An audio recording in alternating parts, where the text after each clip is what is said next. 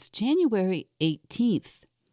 January 18th, 2022, if you're listening when this podcast comes out. And if you are like, I don't know, every single one of my clients, you may be saying, Michele, it's only week 3 of this new year, and I'm already behind. How is that even possible? How? How is it possible that in less than 3 weeks, so many brilliant people could be saying that they are behind? Today, I have my client's permission, one of my oldest and dearest clients, to explore this thought that is popping up, not just for her, but for so many of us within the first 3 weeks of 2022. And this particular client is one who's been with me the longest and created a lot of transformations for herself through coaching and her willingness to interrogate the thoughts that are in her brain and just seem true. And she's built something really amazing in the past few years. And maybe, just maybe, there'll be something you resonate with, something you see in her situation and her thoughts that might give you another approach or another perspective about where you find yourself. This week on the podcast, my client, me.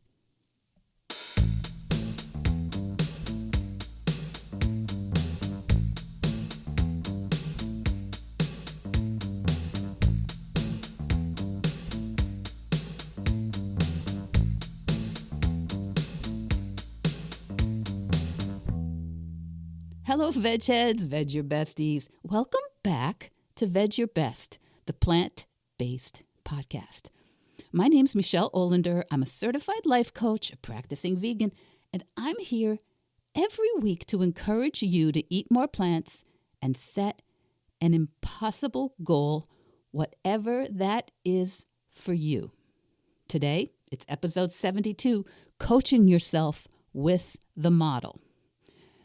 So this week, I guess every single one of my one-on-one clients said essentially the same thing to me.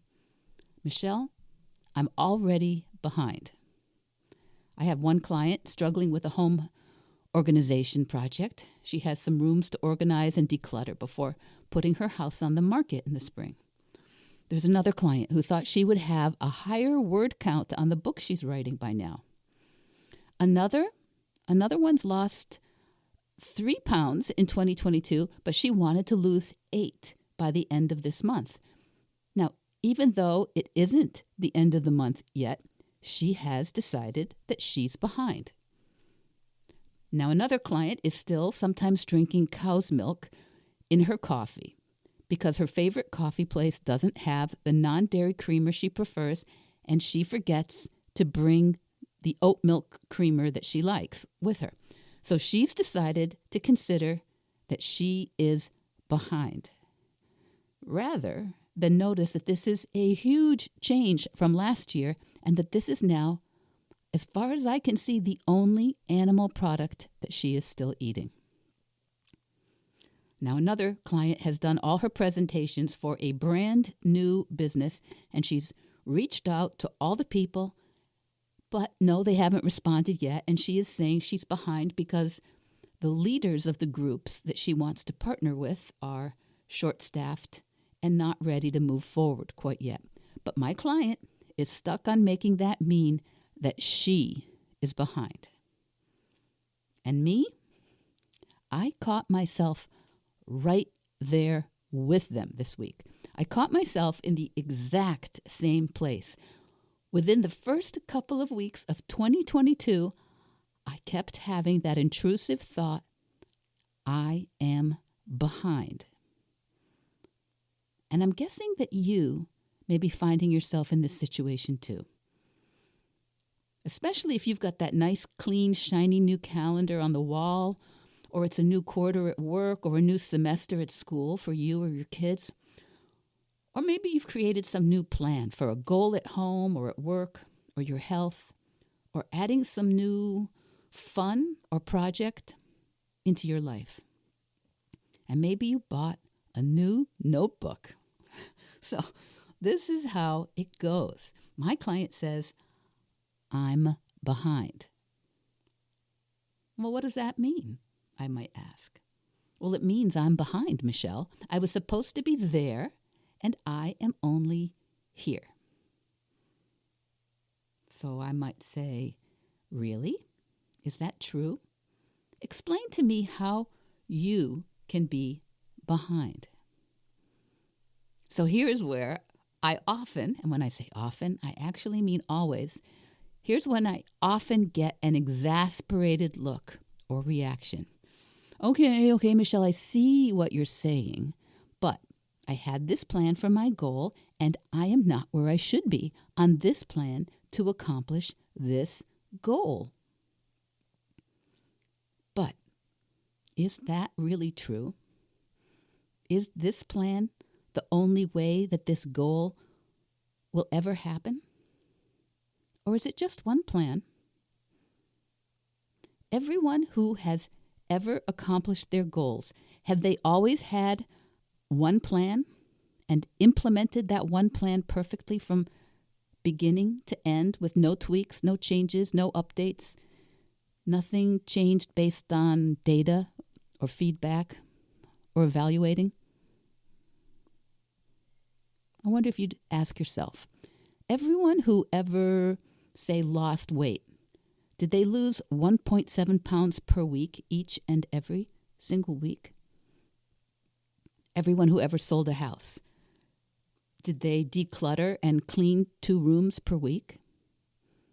Every book that was ever written, every running plan, every business that was built, every graduate degree that was earned every January vegan challenge, have these results always been accomplished by a plan that rolled out in, what would you say, mathematically even increments as envisioned before the plan even began? So here's where I get another exasperated sigh, usually, because the reaction is, but if I let myself off the hook, if I don't care that I'm not where I planned, it will never happen. It will never come to fruition. I will never accomplish what I'm going for.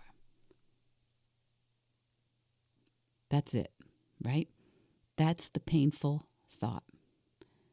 That's the thought that's even worse than I'm behind. I'm behind on my plan, and I'm making that mean that I'm never going to reach my goal. I'm behind on my plan, and that means I'm a failure. I'm behind on my plan, and that means I'll never have what I want. I'll never be what I want. I'll never do what I want.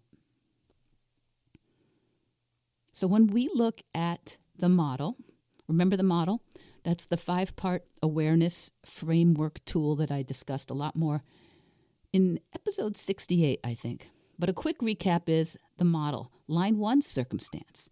The data, the facts. For example, where you are on your plan. Line 2, thought. What you make that fact or that data mean inside your brain. Line 3, feeling. The feeling in your body when you think that thought. Line 4, actions. All the actions, all the ways you show up and interact, all the things you do or don't do when you're feeling that feeling. And then line 5, the result. The result you create in your own life when you take those actions based on your thought and feeling. So today, as my longest client, I'm going to share my model because in the first couple of weeks of January 2022, I noticed that I was having this exact same thought in my own life. I'm so behind. And yes, I have a coach, but I also coach myself all the time. Plus, my coach is actually on vacation. So my model, I have a life in January 2022 that includes a lot of things, probably just like your life. Job, family, house, bills and finances, maintenance, health, food preparation, Wordle. Do you know this daily word puzzle, Wordle? So my daughters sucked me into this week, and I am thoroughly hooked. And I want to talk to the behavioral psychologist who can explain why Wordle is so strangely compelling. Okay, so that's part of my day, doing the Wordle puzzle. So to do the model, I usually just begin by scribbling out a few of the things that are top of mind, the things that seem like a problem or that seem to be bugging me. For example, whoever or whatever is ruining my life at the time. And so this week it's a bunch of stuff. Changed plans going back to Massachusetts from Florida because of COVID. Husband tested positive. My tests have been inconclusive, but as you can hear in my voice, I have all the symptoms. So I've been feeling sickly, achy, tired. Enough said. So now all the plans I've made, in-person appointments, doctor and dentist appointments, all the things I carefully scheduled for the week that we're back in Massachusetts now need to be rescheduled.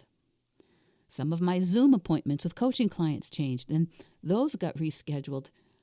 But I'm actually not 100% sure yet when I'll be flying back to Western Mass. So I don't want to reschedule and then change that again. And there, I'm going to clue you in. That's another one of my long-held, practiced beliefs. Appointments should not be changed. I picked that up somewhere along the way in my family, and I can get really tense about changing appointments.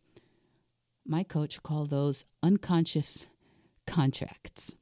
Unconscious contracts, like long-held beliefs about something that we took on as children, that we made an agreement with ourselves to avoid in order to avoid unpleasantness, interactions that were painful or scary or negative, to avoid feelings of being in trouble or judged.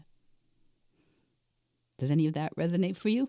When you need to ask people to change their schedules for you, or when they change their schedules with you? Well, anyway, I scribbled out all the changes, all my symptoms, all my complaints and inconveniences, the quarterly taxes that need to be paid, but I don't have checks with me because I was supposed to be at home this week in my office. I scribbled it all out. Things like, well, I don't know whether to change my appointments now or until I know what the new flight's going to be. But of course, my husband has a whole list of his own appointments and logistics that will need to be rescheduled. So in my scribbled out thought download, I'm thinking things like, I can't even make a plan until he makes his plan. Again, not exactly accurate, but it feels true, and it felt true when I wrote it down. And then, of course, there is my plan. My New Year's plan for January. Not just my appointments with my clients, but posting on Instagram, writing the Vedge Your Best newsletter, reaching out to vegan businesses about being on the pod, editing the MicheleOlenderCoaching.com WordPress site for search engine optimization. That's been on my list of things to catch up on for months. And the number one goal, my top priority for January 2022, was to batch some content for this podcast. Number one goal. The highest priority on my list. It was to get ahead and have 4 or 5 podcast episodes recorded and ready to go so that I am never again scrambling at the last minute like this week. And that's how it feels, scrambling this week again. And I have all the excuses in the book. Flights, COVID, change of plans, cancellations, feeling sickly, husband feeling sickly, and in the house all day, which makes me think it's harder to work and record when he's in the house. All the excuses.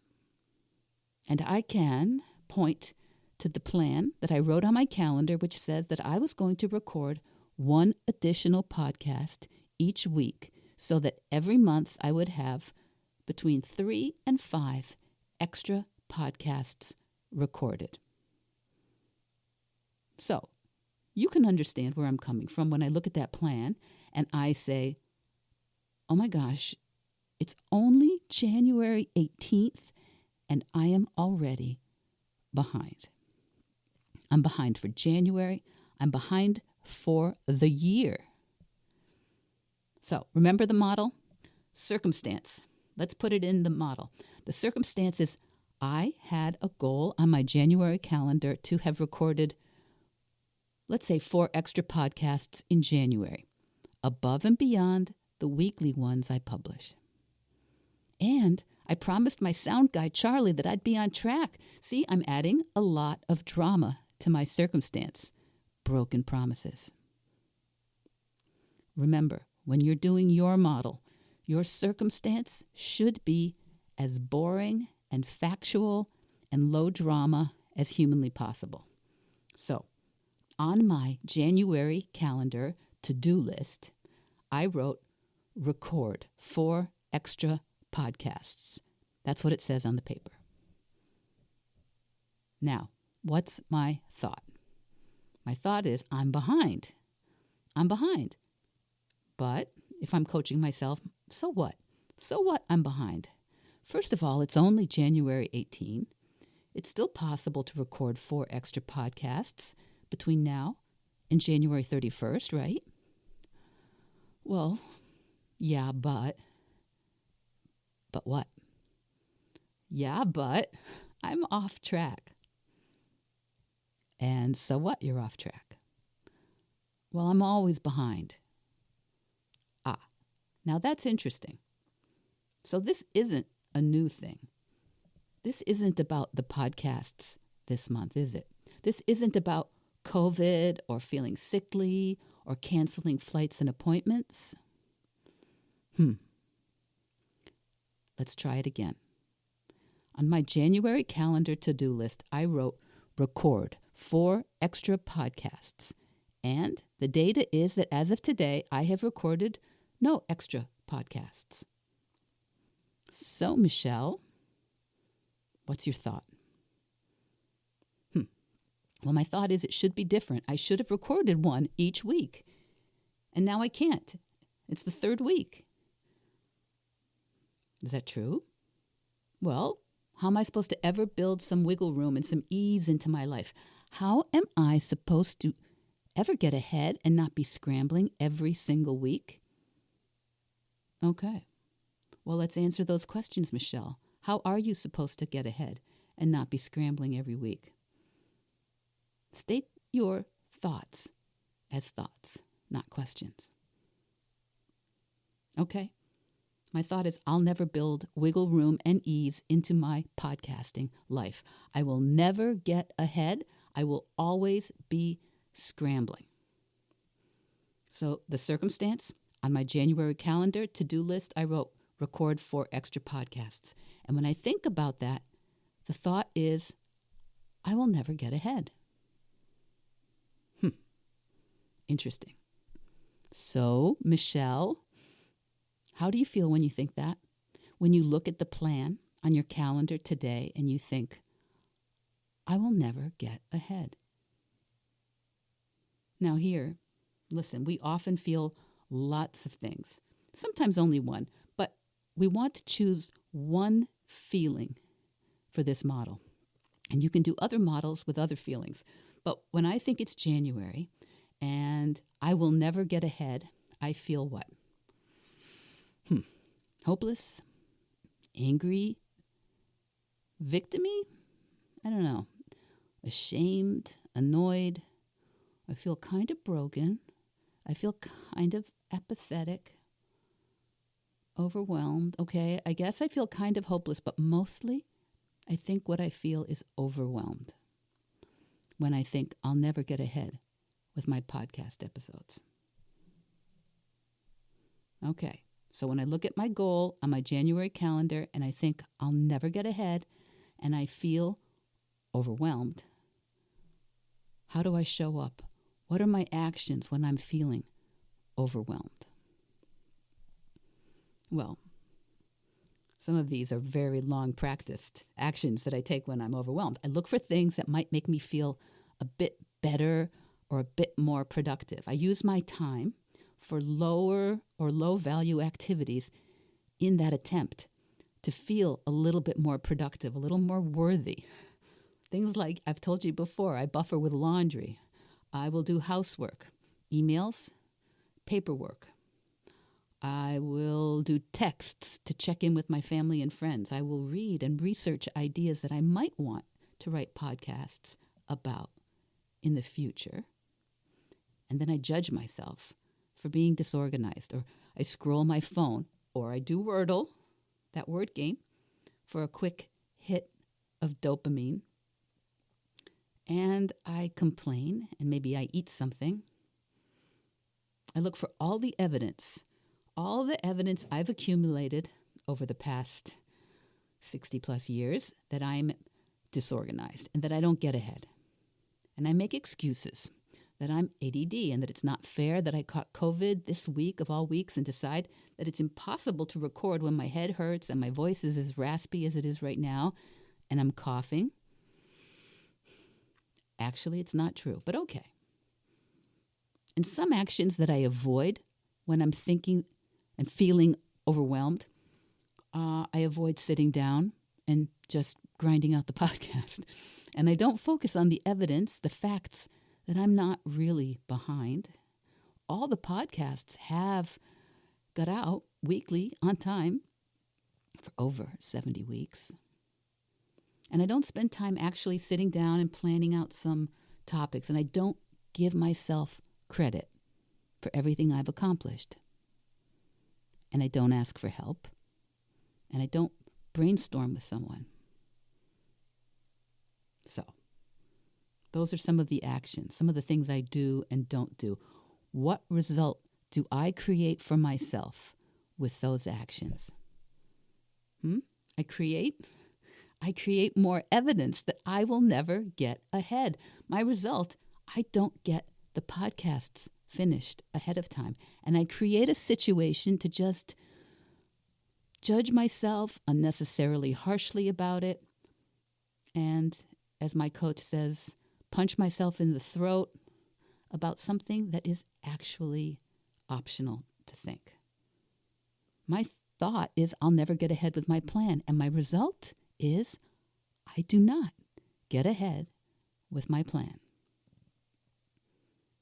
We are always looking for evidence to support even the least helpful thought we have inside our brains, especially when those unhelpful thoughts are ones that seem true because we've been thinking them for a long, long time. FYI, if you're thinking something like, it's January and I'm already behind, my guess, just my guess, is that this is not a brand new thought based only on the circumstances you're encountering this week or this month. My guess is that this is a thought that you have used against yourself before. Before January 2022, before a pandemic, before COVID symptoms or canceled flights or headaches or staffing shortages, before kids being home, before supply chain interruptions and loved ones having different ideas about mask mandates and vaccines. You've had this thought before.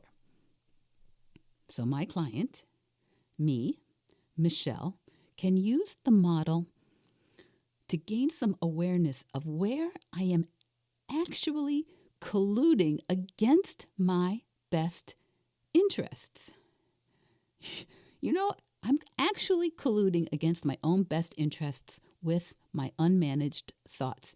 You know, with everything going on in this world, in my life, feeling a bit sickly and rescheduling so many things, why?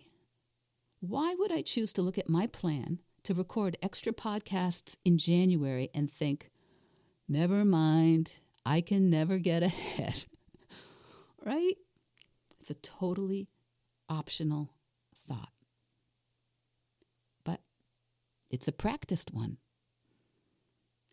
It's an optional thought that does not help me be compassionate to myself or look for solutions or ask for help. It's not a thought that helps me to stay focused. Instead of looking for, well, what do? I look for relief in low-value activities that make me feel a tiny bit less overwhelmed, a tiny bit more in control of my life, a tiny bit less helpless. So I told you a few weeks ago on the pod that there is a PDF you can download with the 5-part model framework to help you do this self-coaching. The PDF will be available again through the show notes on this episode too. And if you want to experiment with it and then maybe book a free Zoom call to discuss how you used it, you can easily book yourself into my calendar through the links in today's show notes.